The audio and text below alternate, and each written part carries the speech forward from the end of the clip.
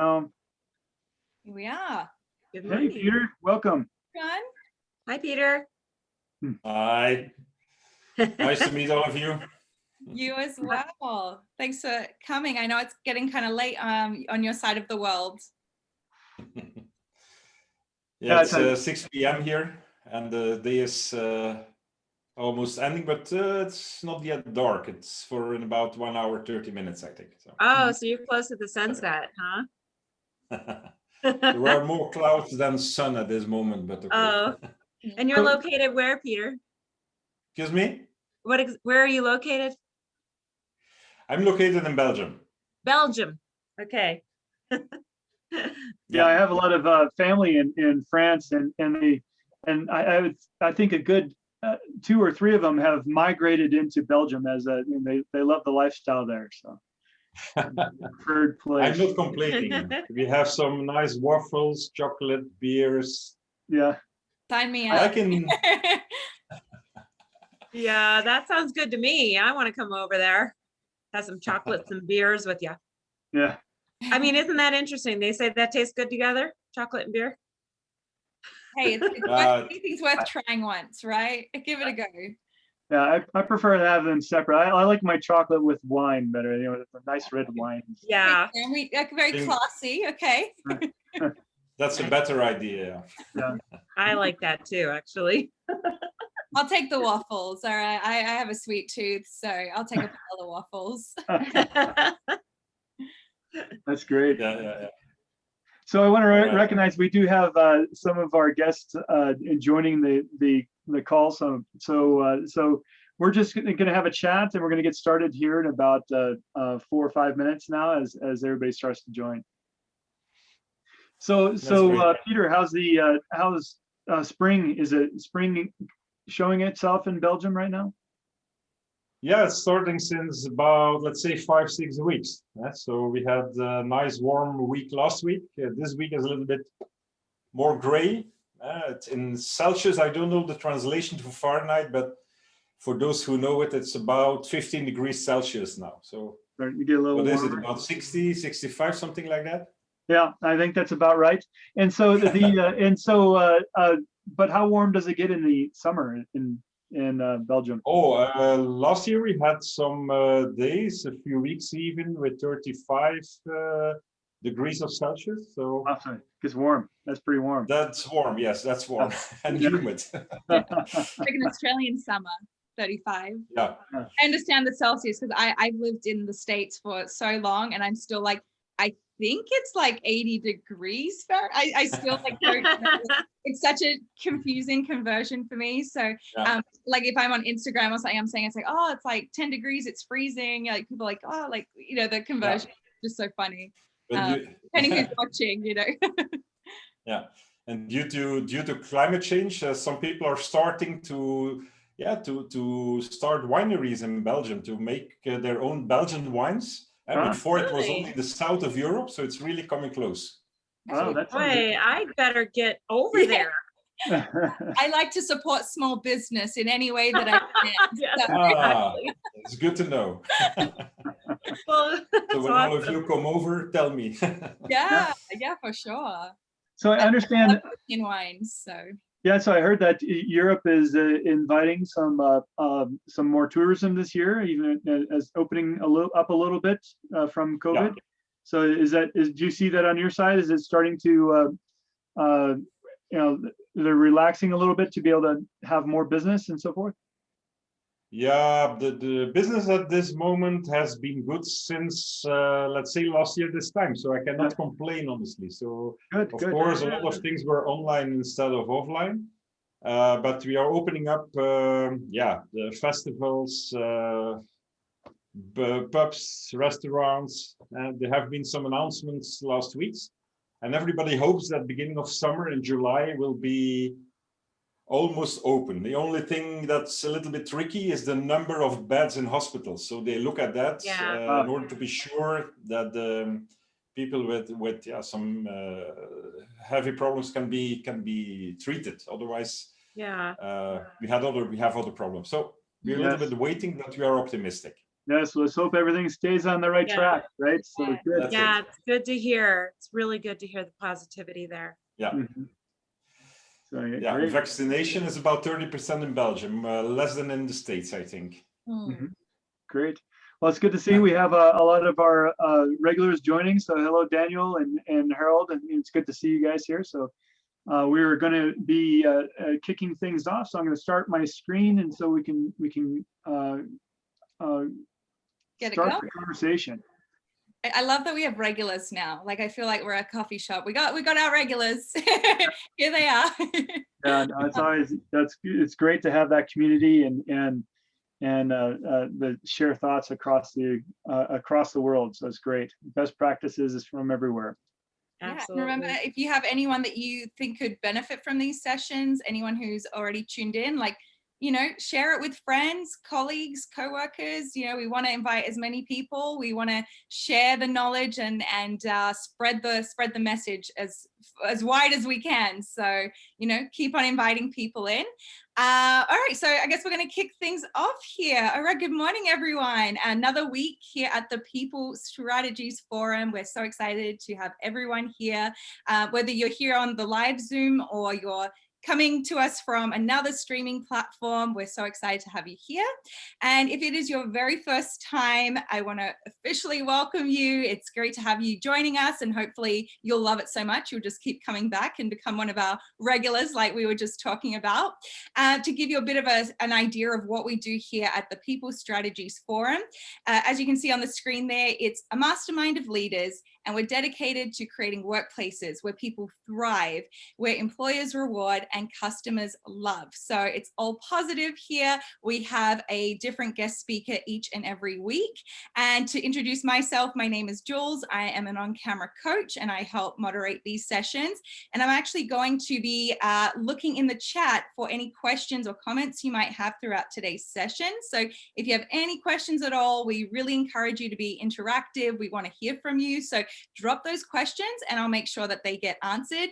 And if you're coming to from a different live stream, then just put those questions in there because we'll get them answered at the very end. All right, to introduce you to some of your other hosts, we have Shah, who not only consults with Comp Team, she has 20 years of HR experience. She leads Rocky Mountain Health Advocates as well. So good to have you back. We didn't have you here last week, so great to have you. Right. Hey, everybody. I'm Shar from HR. I like that. That's a good tagline. No. We have Sam as well, who brings us the People Strategies Forum each and every week. And Sam is the founder and CEO of Comp Team, and his superpowers are bringing talent initiatives and great compensation programs into different companies. And now I want to talk a bit about what we're going to be presenting today. We're going to be chatting all about building a team of leaders, and who better than Peter Tuybens. So Peter, as you might have heard if you jumped on a little bit before we got started, he is coming to us live from Belgium today. And a little bit about Peter: he is a senior coach and facilitator. In 2008, his company BCT was acquired, and he actually works with both individuals and teams in professional organizations, not just in Belgium, but abroad. And what is incredible is he doesn't just do it in English, he does it in French, and he does it in Dutch. So 3 different languages. He's very, obviously very intelligent, because like I'm trying to learn Spanish and that's already hard enough. So props to Peter. And also he consults with Tika. So you can see in the bottom right-hand corner there's the logo as well. And Peter, you're telling us that that's kind of more in the sports world. Yeah, that's it. Tika has, let's say, 2 big competencies, and we try to learn from sports worlds, and sports worlds like to learn from business world. So we are coaching top teams, in hockey, soccer, etc., etc. That's one of the parts. Yeah, one of the elements we share in Europe and abroad. Yeah, that's true. Yes. So tell us a little bit more about that, Peter. I think you mentioned that you were also advising the Olympic team on. Is that right? Yeah, a colleague of mine, Jeff is his name. He's part of the Belgian Olympic Committee, when everything is okay, he will be in Tokyo later this year to accompany the Belgian athletes. So this is an example. So it's an interesting world. It's a world with a lot of emotions, a lot of performance, goal setting, and both worlds can learn a lot from each other. This is something I'm really convinced about. Yeah. Well, I Yeah. definitely Personally, I'm agree. not very active in sports worlds. Yeah. Yeah, I definitely agree. Everything you described in the sports world definitely applies to business. There's a lot of emotions and trying to accomplish things in the business world. So I definitely see the parallel. Let me add that the emotions are a little bit more hidden in business world, but maybe we come back on that later. I don't know. Some of us are kind of emotional in our business, but hey, it's femininity. But let's dive a little bit more into that right now. As far as the different parallels that you see between sports and business, what are the lessons to be learned as far as what are the things that we should be learning in business as far as from the sports world and how they conduct themselves there? Well, let's say what people expect from sports professionals, I mean, we're talking about sport professionals, are rather, let's say, huge. There's a lot of tension, a lot of stress, a lot of, let's say, goal setting that's very, very ambitious. And let's say what sports world has learned the last 10 to 15 years is that there is more than physical preparation. There's also kind of mental preparation. There's also learning to put emotions aside at some moments. It's also trying to live within a team perspective, let's say, in a lot of sports. And on the opposite way, it's sometimes refreshing that, for instance, business world, where I said mostly, in most cases, emotions are a little bit hidden or more hidden. In sports worlds, you cannot hide it. So showing that you're really disappointed, showing that you're really enthusiastic is something where business world can absolutely learn from sports world. This is only one example. I can go on for a few hours, but it's a little bit the side of the topic today. But it's a very interesting confrontation, that's for sure. Yes, but there is it is very interesting, and perhaps we should have another session to go more in detail about that particular concept. But when we talk about, I bring my colleague Jeff together with me if you want. Oh, that sounds like fun. I really think that there's something to be learned there, because when we think about as in the knowledge-based worker world, I mean, where talent is so important, and I know that that's of course optimal in the sports world. I mean, they're always constantly thinking about how do we get the best talent for this particular position or whatever, and that's the mindset of what we're thinking about now as well in the business world. And then also, how do we communicate? How do we keep them engaged? How do we keep morale up and positive? And all that becomes more important as we are investing so much dollars and time into our talent. So I think that'll be a great conversation that we should put on the calendar for the future. So I'm really excited about having that discussion. Yeah, you invite me, I will be there, Sam. Great. All right, well, let's talk about our topic today. The most important thing that we're trying to accomplish today in today's discussion is really diving in and exploring, how we can really create that team in the C-suite, and making sure that is functional. As I talked about this earlier with you, Peter. A lot of my clients that I've started with, one thing that I've noticed in a lot of areas is having a truly functional team in the C-suite is not as common as one would like to expect. I mean, there's often issues in leadership. Maybe the CEO is junior, or maybe there's a member on the team that is not playing fairly or not being a team member. So let's really dive in to what creates a good leadership team. And so what have you found there? What are the top themes that you found there, Peter? Well, let me start with this point. When you go to the top of organizations, you have to start mentally with the conviction that these people have been successful. I don't know a lot of companies that are successful without successful top teams. On the other hand, what do we see? We see that a lot of people in a C-suite have more difficulty to position themselves as more, let's say, transparent, more vulnerable. They hide a lot. And hiding a lot due to the fact that maybe their position is important or they have their own interests that can be different from other interests. This gives us a result that I see at top level, let's say, C-suite people, they tend to spend a lot of energy where it's not needed. Yeah. This is one element. So for me, the first thing is to what I do in my day-to-day job is try to convince them that everybody has a loose screw. Nobody is perfect. Everybody have some shortcomings. Yes, and by sharing this and by helping them to share this to each other, I have the experience that it helps a lot to create more, let's say, safety, more transparency, and it makes a communication more open. And for me, one of the most important learning points is this one. To position themselves more vulnerable than they're used to. You can imagine when you have complex issues to solve, when you have complex projects to lead, etc. The impact when it fails is very, very high. So that's the reason why there is a lot of hesitation sometimes to show emotions, just to use that example. Not showing emotions can take a lot of energy, of course. And sometimes it gives energy to show your emotions and to say, I'm completely disappointed.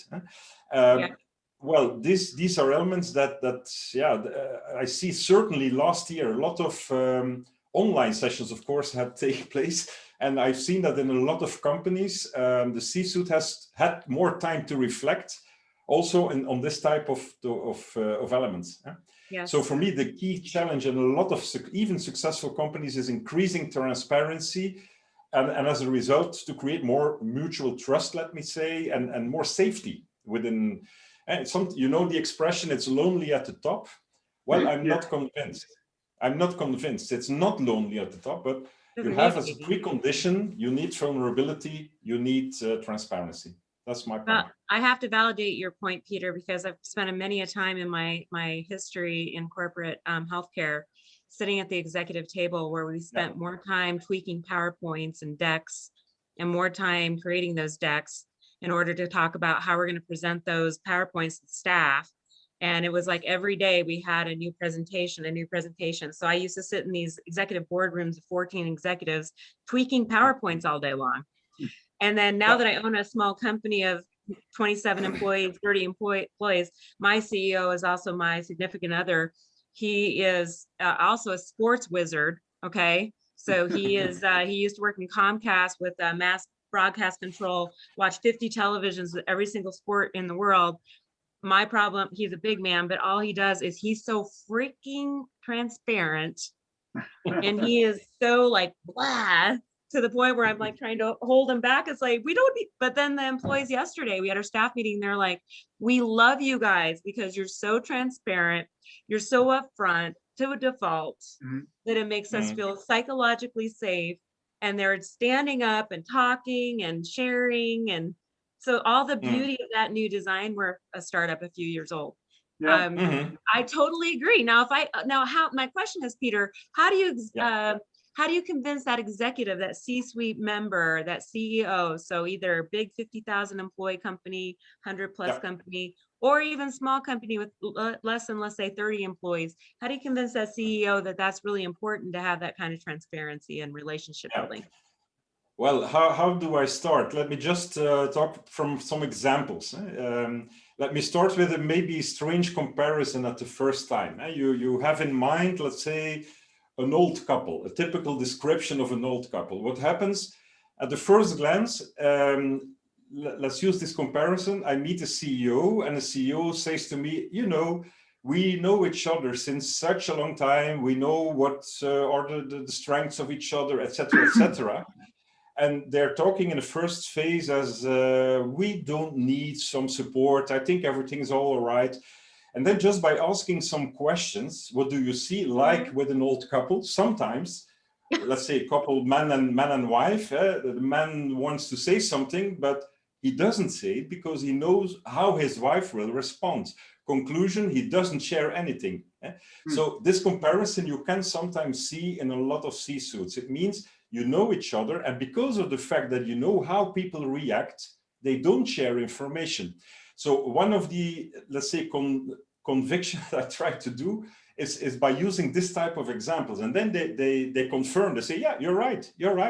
We are here with 7 people since about 10 years, but it has been 5 years that we have given feedback to each other related to our own attitude, performance, etc., etc. We talk, like you said, about the results, PowerPoints, and we invite people from the organization to present their results in our board meeting. And that's it. So it means, for me, the first thing when I work with a group of leaders at the C-suite is investing time. I always have a personal intake with every member on beforehand, confidentially, to know what are their hopes, what are their fears, and they're rather open. And when I ask them, are you open in this way when you're sitting together in a weekly meeting? Say, oh, no. I have to be careful because sometimes things are tangible, and I like to be careful in sharing my opinion. So that's a good occasion to focus on. So after intakes, what I do is spending minimum half a day on their own drivers and talents. And of course, I use TMA as a tool. And honestly, in my 25 years of experience, is the strongest material with whom I ever have been working. It's a very strong material, and people who have had some other tools in the past to learn about themselves, etc., are very surprised in a positive way. So by using, for instance, a tool to map drivers and to map their talents, it helps to, I call it a kind of boost in self-knowledge. And this is important because, believe me, at the top, people sometimes forget their own drivers.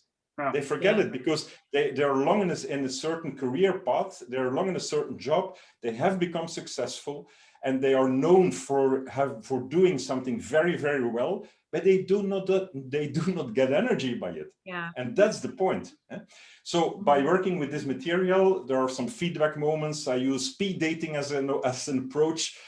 When we are, we have 10 people, I invite them to talk 5 minutes, 2 by 2, and then changing. So, and at the end I ask them, okay, what are the patterns that are coming back in your feedback? And they always say at that moment, this was a fantastic exercise, you should do this more. My standard answer then is, you don't need me. You pay me for doing an easy thing. So continue doing it. Take your last 10 minutes to share some feedback. So first part is always this.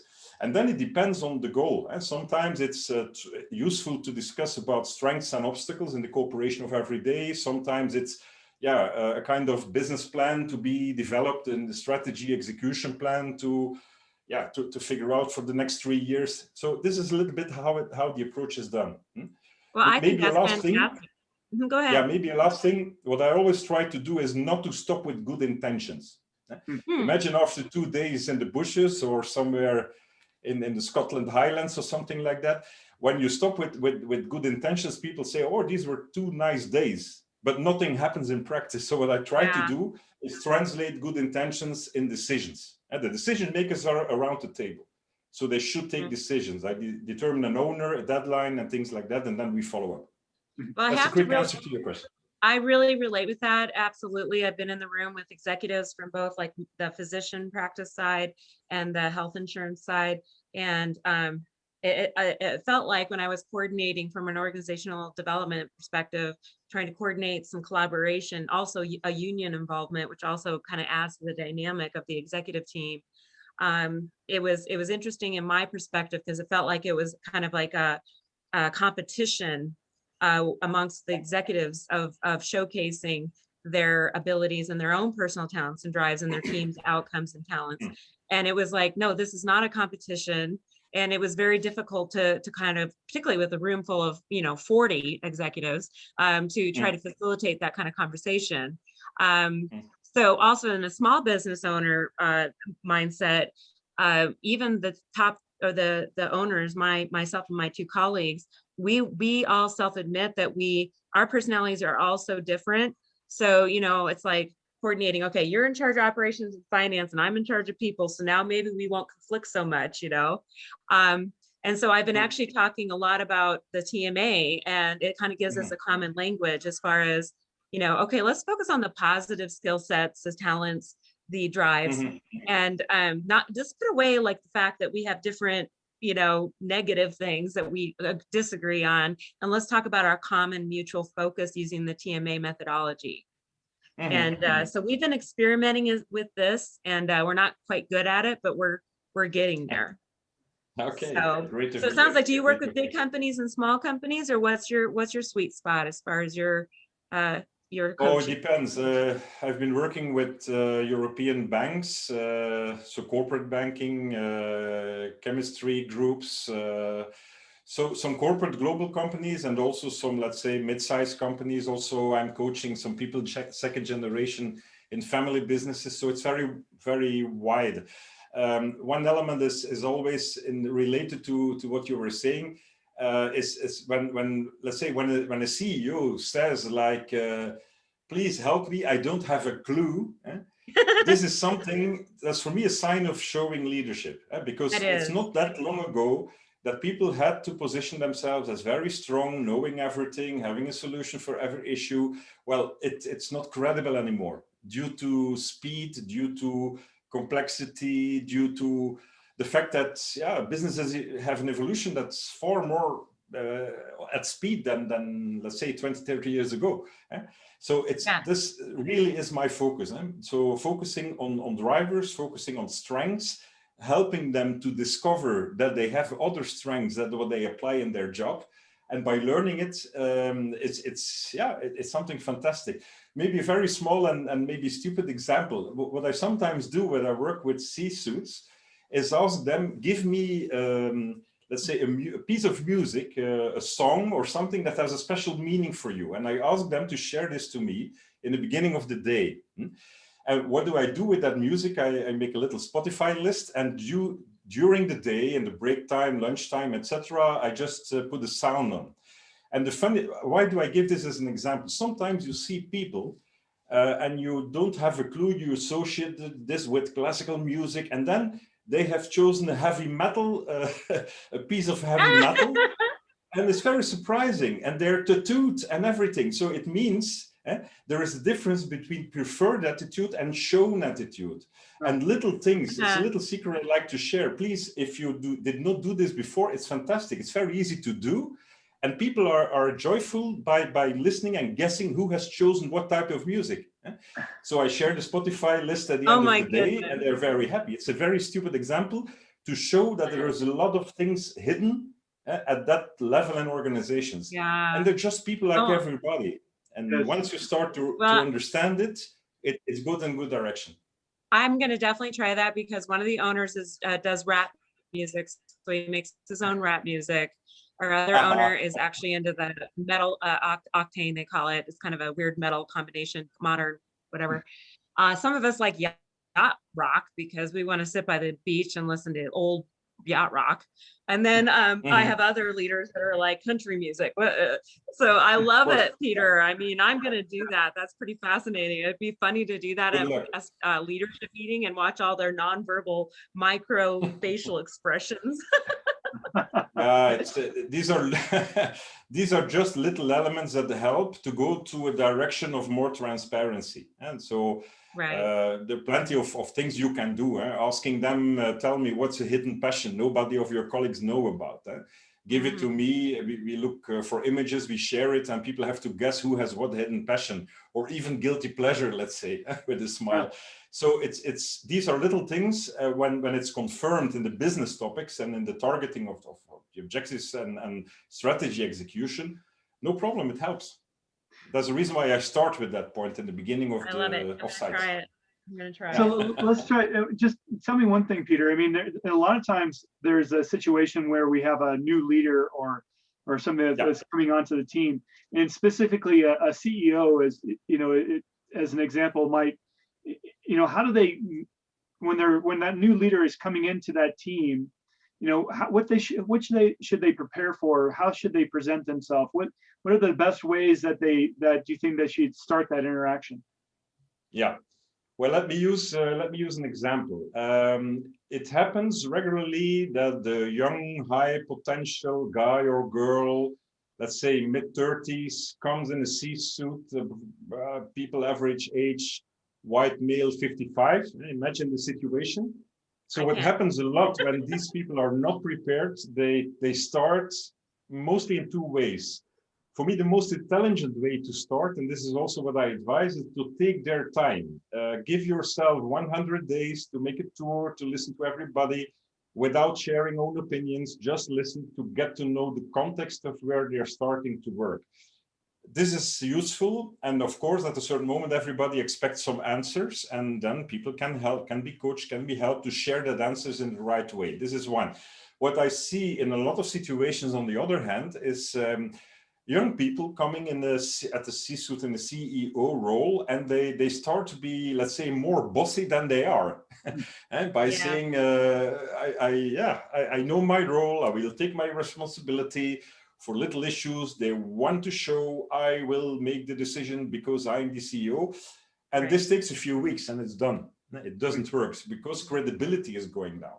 And that's exactly what I mean. And this costs a lot of energy to a lot of people, and they're transparent in coaching sessions. Mm-hmm. It's up to me to learn them to show the same transparency within their new team by saying, listen, I have a lot to learn. For instance, I don't know your department. Tell me all about it because I want to learn. So people who are eager to learn, one, who like to listen, two, who have, let's say, natural dominance, where people accept them to show the direction, to take leadership. Well, these are three elements that create success in my experience. Well, and in my opinion, Peter, that actually cascades throughout the organizational culture too. So, when you, I've worked in a large healthcare system with near 160,000, even in the corporate offices, even some executive change, or even in the local offices, it felt like sometimes the executives are behind closed doors, kind of getting to know each other. And the employees were out there all anxious, like, well, who is this person? What's the direction of our company? And those executives would cascade kind of rumor mill throughout the organization with what they were kind of misinterpreting or hearing. So as I call it, showboating was happening at certain levels of the organization. I'm kind of a candid former HR person from healthcare.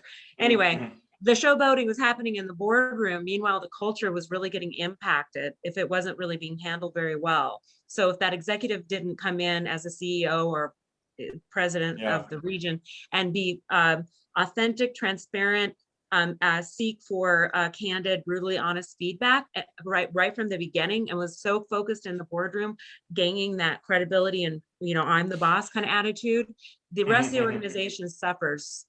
Would you agree? Of course.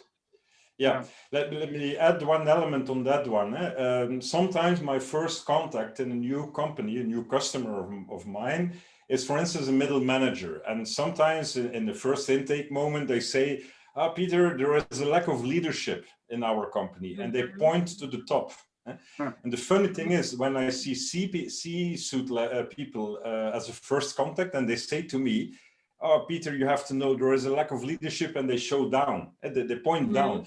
So there is a kind of, this is interesting. And this is, in a lot of cases, a situation where one of my first sentences is something like that. You have been saying there's a lack of leadership in middle management. And when I talk to middle managers, they say the same. And that is exactly what you say. So there should be a credible example. The classical one, walk the talk, is crucial. It's of all times, but it will be credible. For me, even, it will be more important than in the past. Let me say why.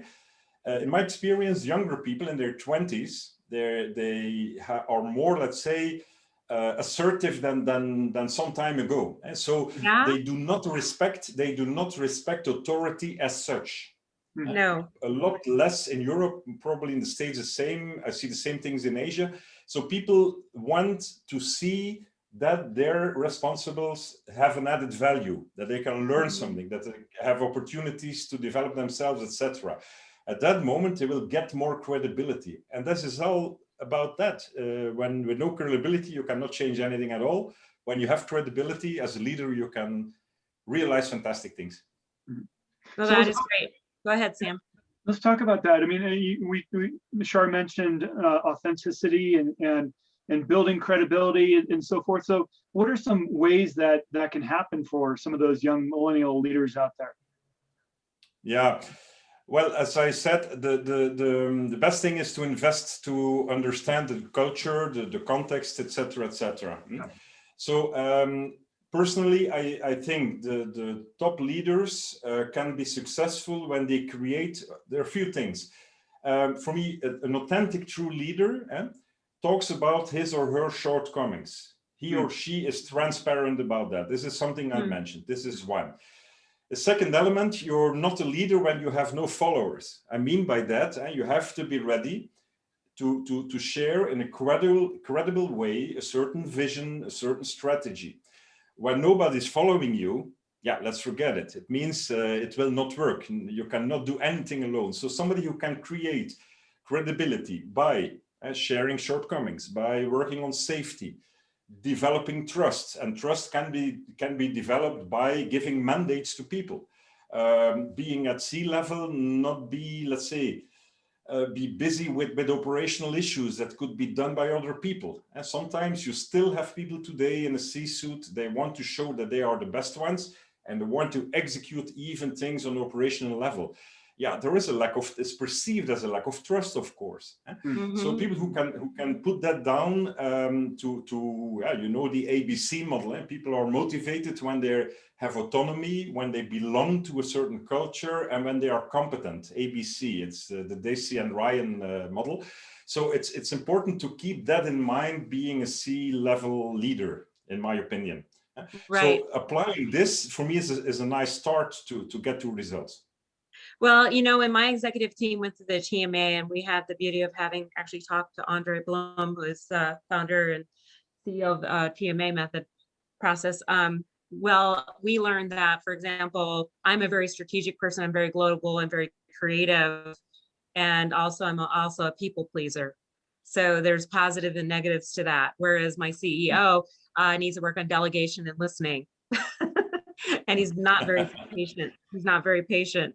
And then my other leader, you know, he's he's very much a go-getter. He's very inspirational, and he's kind of a cheerleader personality.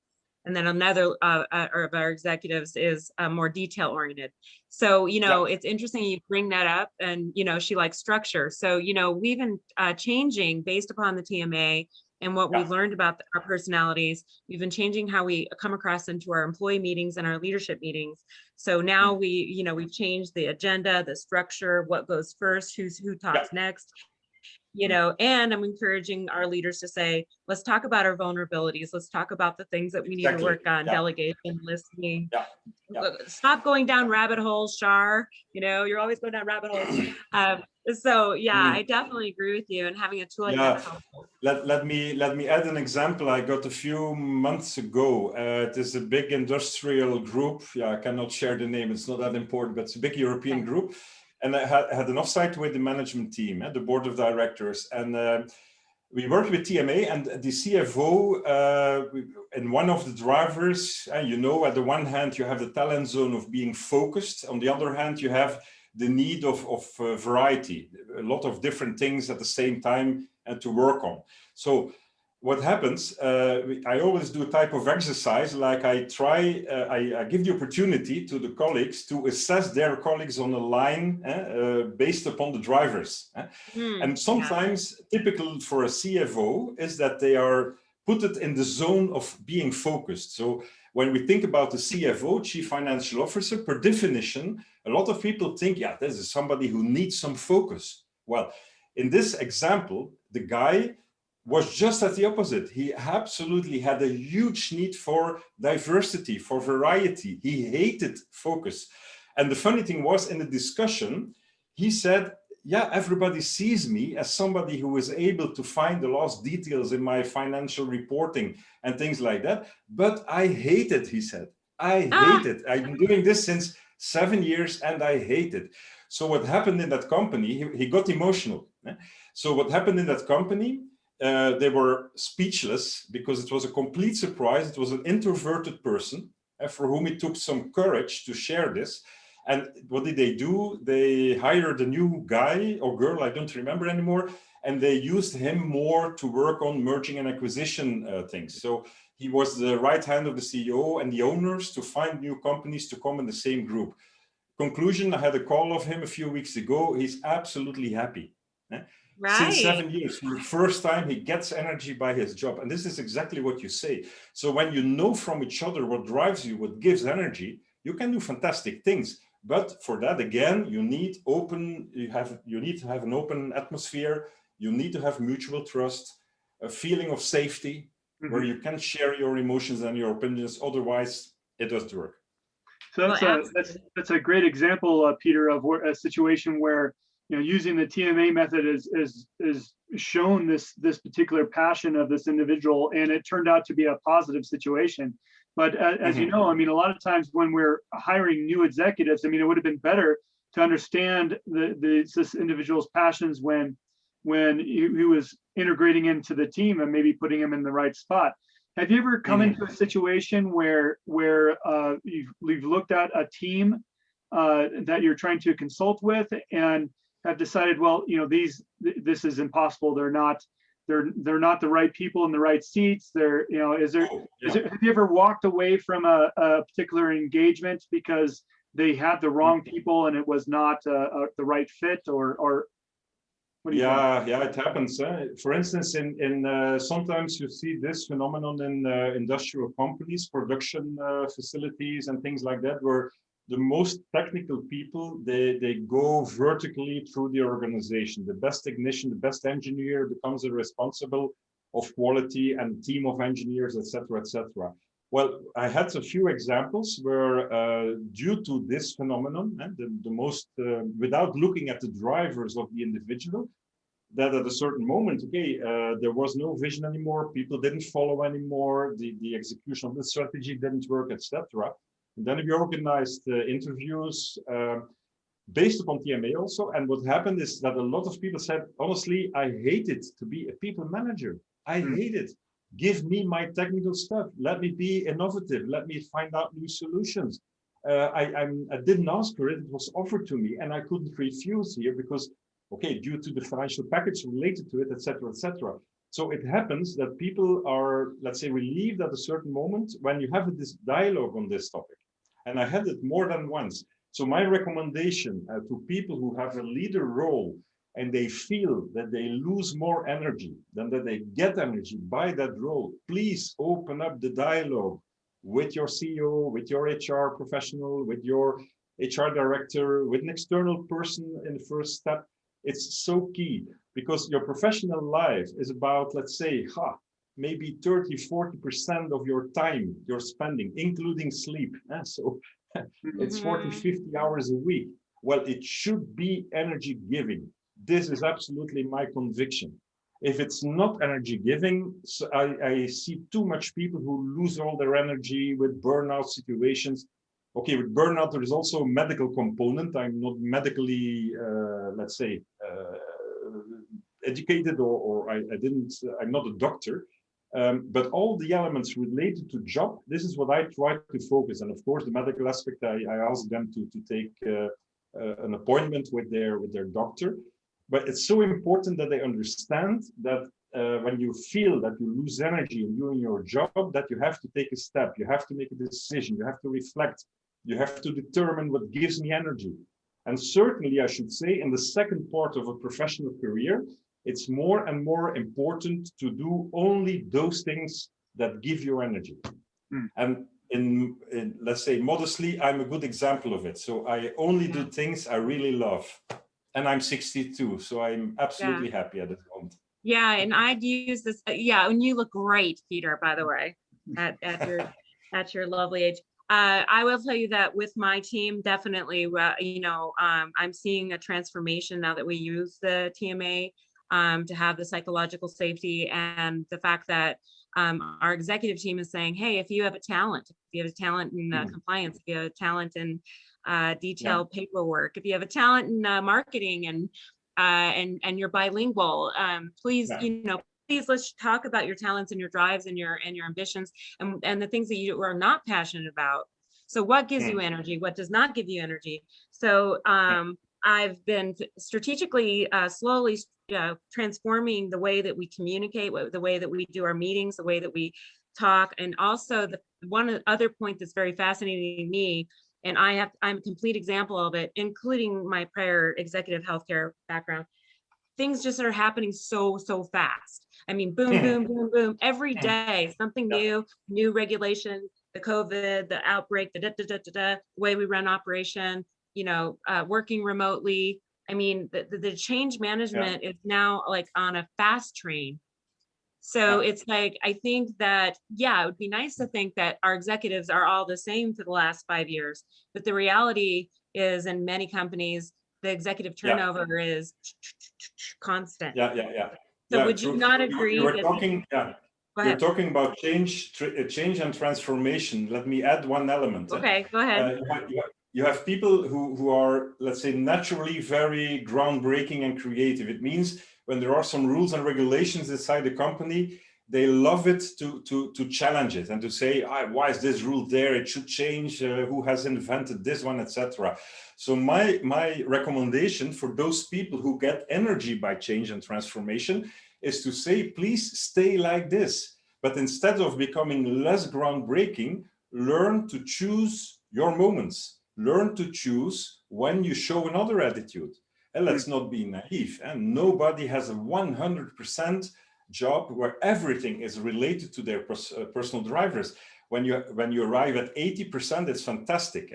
The other 20%, you have to work with people with other drivers. You have to work with, let's say, people who have complete different interests than you being the leader. So a true leader should be flexible and should show some let's say, willpower, some discipline at certain occasions. This is also an element to learn without weakening the drivers. This is something else.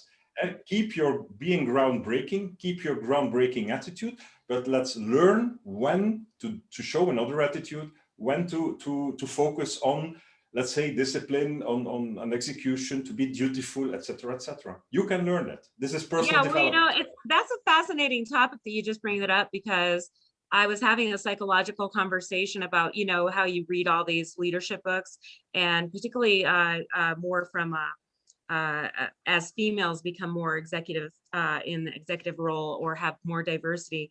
There's all these books that talk about leaning in and leaning back. As a woman, do you lean in and then you try to be like the strong machismo male attitude, or do you lean back and you try to figure out how to be a machisma, as I call it? That's my own word. And like, how am I going to lean in and lean back? It's on, like you said earlier in your example, it's like that speed dating thing. And I've been analyzing psychology just for the sake of my friends and personal about, how do you deal with the masculine mindset, and then how do you be strong and opinionated, but not appear weak and emotional? Great so question. it's extremely fascinating, right? So how do you lean in? It is. How do you figure that out? There are a lot of publications on leadership that say the future is to female leadership. Yeah. But let me nuance a little bit. Yeah. I know a lot of female leaders with excellent male competencies. Yes. And I know a lot of male leaders with very good female competencies. And the classical ones, female leadership is showing empathy, asking the right questions, not to be too directing and things like that. I'm a little bit more nuanced. One thing is for sure, when there is a combination at the C-suite of all these competencies, that's the best result with some complementarity. When you have all, like to say, the style, macho male style competencies mainly for everybody taking part at the C level, well, probably credibility will go down because you have people with other needs in your organization. Yes, and that's why we're all about diversity and inclusion. It's like a whole new dimension nowadays. I mean, That's even absolutely in the important. Yeah. LGBT community and the whole aspect of diversity and the fact that we're becoming more global, and you layer all that on into the other dimensions. And now I think it's fascinating, but some of my colleagues think it's like mind blowing. Like they don't really they don't understand. And I'm like, but you know what? This is our culture. You know, it's like our employees, particularly our younger generation. We've got some fairly new leaders in their mid-20s, and they're looking at us like, okay, how are you 50+ people acting? Because we're watching you and we want your job. Yeah. Sam, you wanted to add something, I think. No, I really enjoyed listening to Shar's question. I mean, this is such a big topic about female leadership and inspiring that and making sure that is fostered among the leadership team.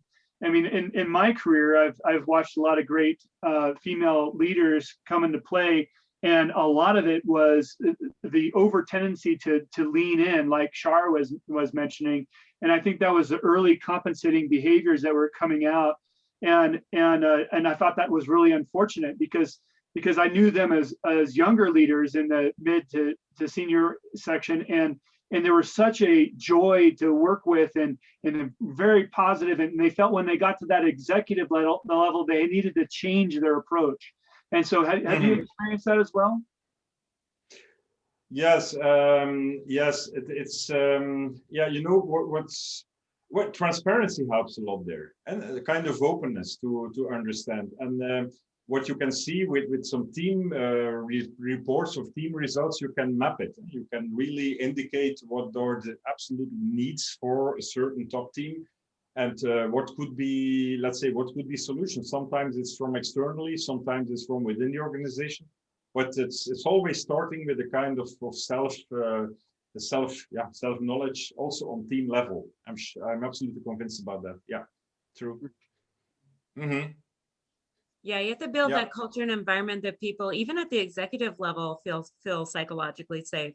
I think that sometimes people just assume, well, that's the executive team, so you know they're like they have a suit of armor, you know, that they're not really like a vulnerable a human being. And I think it's so outstanding that that vulnerability can be shown. Hi, Jules, I see you popped up. I'm popping in. Hi. No, we didn't have a question. I was just waiting in the shadows quietly. We actually do have a question from Harold. So Peter, if you're looking for your successor to be as good as you are, what are the important qualities or competencies that you would look for in the candidate? To let's say, imagine that I should find a good leader, what do I take into account? Is that the question? Yes. Yeah, okay. Let me start with some misunderstandings. You do not need to be extrovert to be a good leader. You do not need to be the most dominant male or female to be a good leader. You do not need to be, let's say, dutiful and accept everything within the organization culture to be a good leader. Why do I say that? Because I have a lot of examples where people who are introverted, people who are, let's say, reflecting in their decision making instead of problem solving very quickly, that they have had some good results. So personally, my recommendation should be try to find somebody who can, when you have some tests or results or assessment centers, and those people, when they look at the results of an assessment center, they use it as an opportunity to show their first vulnerability. What do I mean by that? So when you're introverted, please, when that person says, I know I'm introverted, but in the past I solved it like this and this, for instance, by choosing people who could combine their drivers with my drivers. To look for variety in the constitution of a group. Well, this is a very good sign from the beginning. So I mean with this, authenticity for me is key. When that person recognizes what has been told in a dialogue or in an assessment center, and it's confirmed and it's challenged, and you have the feeling that is really authentic, well, that's a good sign. So let's be careful with the, let's say, very superficial ideas we have on strong leadership. As I said, You do not have to be dominant. You do not have to be assertive, an extrovert, etc. It's not needed. Related to the studies behind talent motivation analysis, TMA, there they say when there's somebody who has a need for directing, showing the direction, who has a need for taking responsibility and the need to work, to have some goal setting in order to achieve something, well, this has been proven. So these are 3 drivers that give as a result that leadership is giving energy. Mhm. So what does it mean? It means when you have somebody in front of you who is more, let's say, looking at the journey instead of the objective, 1, who's more introverted, and 3, who is just following when somebody else showed the direction, it's not a bad leader at that moment. It's about willpower, it's about discipline. So let's be careful and let's not try to be too superficial in this context. Mhm. I hope this inspires a little bit. Yeah, it does. In fact, as a non-sports person who doesn't understand all the sports, and as an individual that gets the pleasure of watching a lot of sports just because of my home environment, I'll just put it that way.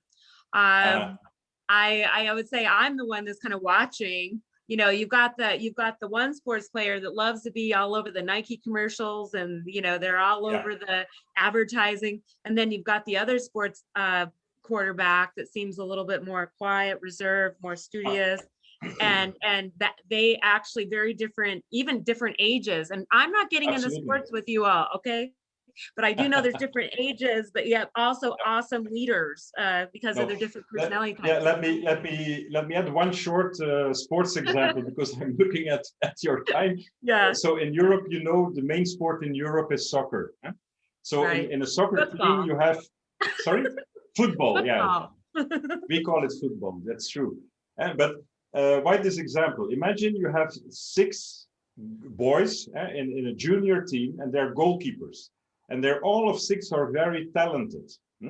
In a team, you need 1 in a team of 11 when they're adults.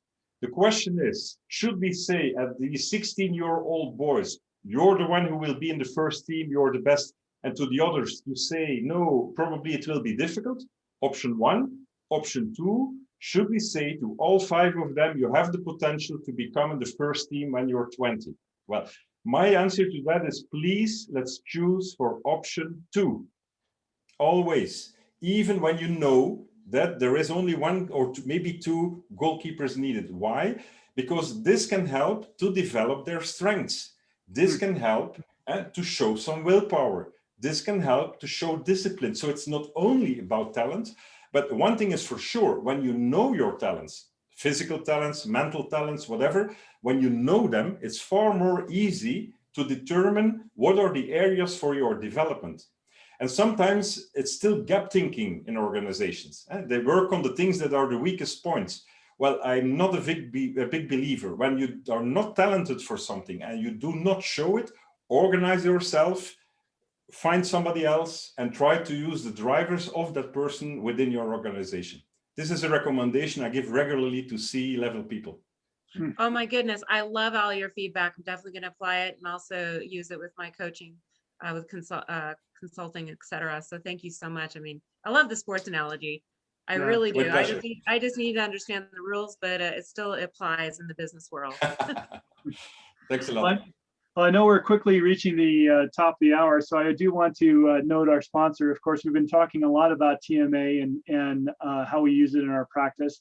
And so if you're interested in learning more about TMA or would like to try a personal assessment, you can go ahead and sign up. I'll go ahead and launch a poll here that you can go ahead and sign up for here on our forum if you're on Zoom. If you're not on Zoom, feel free just to leave a comment that you'd like to try that out and we'll contact you. Or you can reach out to me personally. My email is sam@compteam.net, and I'll make sure that we get one of those assessments out to you. Further, if you'd like to set up some time with one of the experts, feel free to reach out, and then I can connect you with any of our speakers today. In addition, there's other aspects of the TMA tool that are quite powerful, such as the free online competency library. And there's also some apps that you can use that in your management life, in dealing with your employees and recruiting and so forth. I know a lot of SHARS managers use the TMA platform for that purpose, so it can be very helpful. It works well. It's a whole different dynamic. Also, so Jules, you want to go ahead and introduce our speaker for next week? Yes, we're very excited. Speaking of women, we've been talking a little bit about female leadership. So we've got a female speaker next week. Erin Gregulich will be coming to us next week to talk to us about the future of work and a bit about working from anywhere. So I don't know, Sam, if you want to throw in a little bit extra about what we'll be covering in that session to give people an idea.